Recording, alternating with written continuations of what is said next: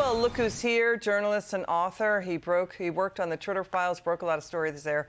Michael Shellenberger. Michael, okay, you're finding Facebook has this new app to take on Twitter. It's called Threads. But you're finding this Threads app is already censoring users and with no avenue or way to appeal. What's going on? Well, right. I mean, when Mark Zuckerberg, the owner of Meta, Facebook, Threads, and WhatsApp, announced Threads, he said it would be a free and open platform. Well, right away, there were users who showed that they had been censored. In fact, I myself, when I tried to follow those users, they were censored. Now, these are folks that I don't necessarily agree with. Why were they censored? These are folks, one of them, Rogan O'Handley, is someone who actually had sued the social media companies for his censorship because he expresses election skepticism. I myself don't agree with him on everything, but that's the whole point of free speech, is that it's for everybody, not just the people we agree with. So I did respond to Mark Zuckerberg on Threads. He did not reply to me.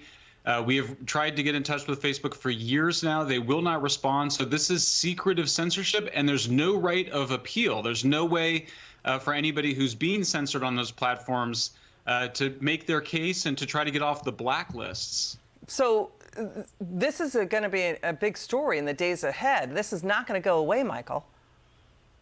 Well, that's right. I mean, look, we had on July 4th this incredible historic ruling for free speech by a federal judge ordering the Biden administration to stop pressuring social media companies to censor.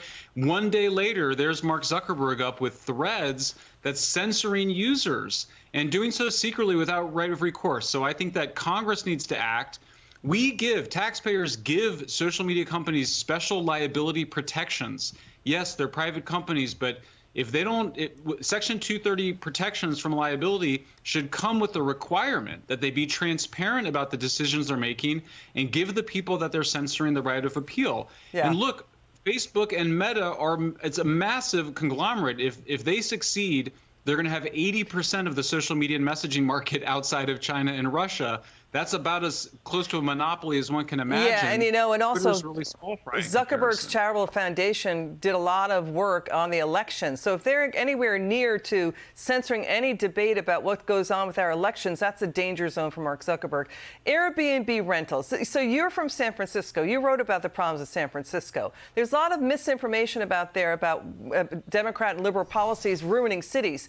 We're seeing these real estate indicators that will tell viewers and people out there when a city is going downhill. Look at what Airbnb rentals in San Francisco, hotel bookings, rental prices are down, occupancy rates down, office vacancy rates plunging. So people don't want to go to San Francisco. What do you make of this story? Well, look, I mean, as you said, there's actually a lot of misinformation about this story. People they claim it's because of the high rents.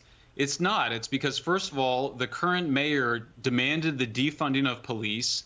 The police are demoralized. They're 540 police officers short. There's open-air drug dealing, open-air drug markets, open-air drug use. It's taken over much of downtown San Francisco. The businesses are leaving. The Nordstrom's is leaving, the Old Navy, all of the big tourist kind of stores that people have downtown that you expect to go to. Families don't want to come. It's terrifying downtown San Francisco, so it's understandable that tourists are staying away. Got it. Michael Shellenberger, you're terrific. We want to have you back on again soon. It's good to see you.